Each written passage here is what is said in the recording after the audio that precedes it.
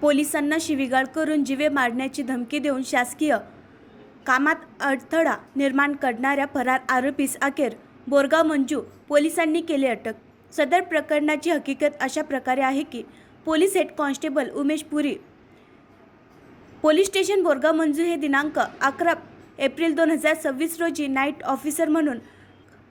रात्रगस्त ड्युटीवर शासकीय वाहनाने त्याच्या कर्तव्यावर हजर व पेट्रोलिंग करीत असताना अंदाजे 1 वाजताच्या सुमारास ते ग्राम मेसगाव कचरुजी महाराज मंदिर येथील पेट्रोलिंग करीत असलेले QR कोड स्कॅन करून पुढील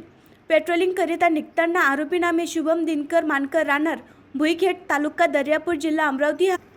हा म्हैसांग ते दर्यापूर रोडवर खाली ट्रॅक्टर ट्रॅली रस्त्यावर घेऊन जात असताना त्याने त्याच्या जवळील ट्रॅक्टर ट्रॅली शासकीय वाहनाजवळ आणून हेड कॉन्स्टेबल उमेश पुरी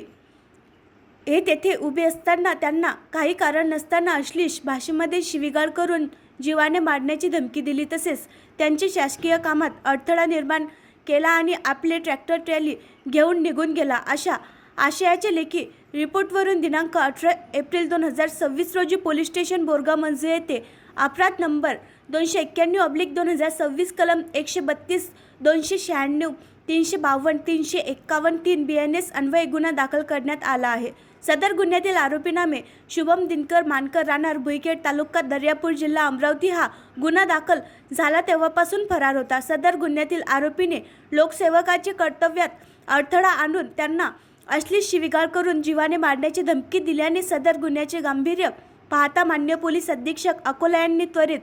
आरोपी शोध करिता पथक तयार करून आरोपीचा शोध घेण्याबाबत मान्य उपविभागीय पोलीस अधिकारी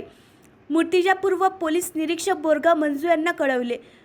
वरून सदर गुन्ह्यामधील आरोपी शोध करिता पोलीस स्टेशन स्तरावर 2 पथके तयार करून मान्य पोलीस अधीक्षक अकोला यांच्या मार्गदर्शनाप्रमाणे फरार आरोपीचा तांत्रिक व गुप्त बातमीदाराकडून मिळालेल्या माहितीनुसार शोध घेतला असता नमूद आरोपी नामे शुभम दिनकर मानकर वय 30 वर्ष राहणार भुईखेड तालुका दर्यापूर जिल्हा अमरावती हा रेल्वे स्टेशन शेगाव जिल्हा बुलढाणा येथे मिळून आला। त्यावरून त्यास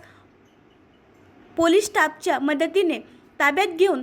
पोलीस स्टेशनला आणून सदर गुन्ह्यात अटक केली आहे। सदरची कारवाई ही मान्य पोलीस अधीक्षक अर्चित चांडक यांच्या मार्गदर्शनाखाली पार पडली।